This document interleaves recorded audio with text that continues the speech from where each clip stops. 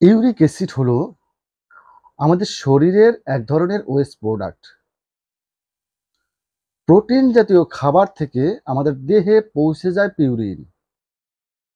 আর এই পিউরিন ভাঙার ফলে তৈরি হয় ইউরিক অ্যাসিড। আমাদের শরীরে যে পরিমাণ ইউরিক অ্যাসিড তৈরি হয়, কিডনি তা প্রস্রাবের মাধ্যমে বের করে দেয়।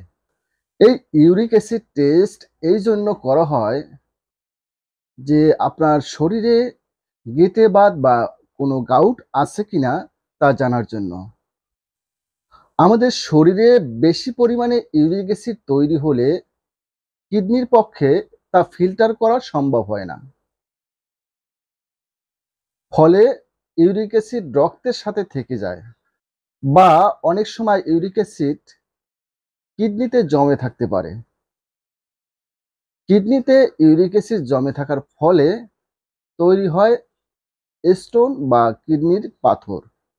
তার পরের বিষয় হলো রক্তের ভিতরে অতিরিক্ত ইউরিক অ্যাসিড থাকার ফলে ইউরিক অ্যাসিড জয়েন্টে গিয়ে জমতে পারে। ফলে জয়েন্টে ব্যথা এবং ব্যাক পেইন হতে পারে বা পিঠে ব্যথা হতে পারে। এখন প্রশ্ন হলো, স্বাভাবিকভাবে একজন মানুষের দেহে কি পরিমাণ ইউরিক অ্যাসিড থাকতে পারে? স্বাভাবিকভাবে একজন পুরুষের দেহে ইউরিক অ্যাসিডের পরিমাণ 2 থেকে 7 মিলিগ্রাম পার ডেসিলিটার থাকতে পারে। একজন মহিলার দেহে 2 থেকে 6 মিলিগ্রাম পার ডেসিলিটার থাকতে পারে। তার বেশি হলে হাইপার ইউরেসেমিয়া বা গেটে বাত আছে বুঝতে হবে।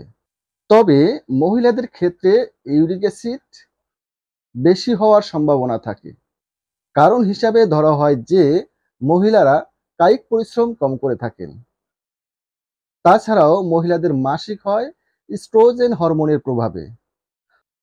আর এই ইস্ট্রোজেন হরমোন ইউরিক অ্যাসিড ভাঙতে সহায়তা করে। কি কি কারণে ইউরিক অ্যাসিডের পরিমাণ বাড়তে পারে? প্রোটিন জাতীয় খাবার বা পিউরিন সমৃদ্ধ খাবার থেকে ইউরিক অ্যাসিডের পরিমাণ বাড়তে পারে। যেমন লাল মাংস,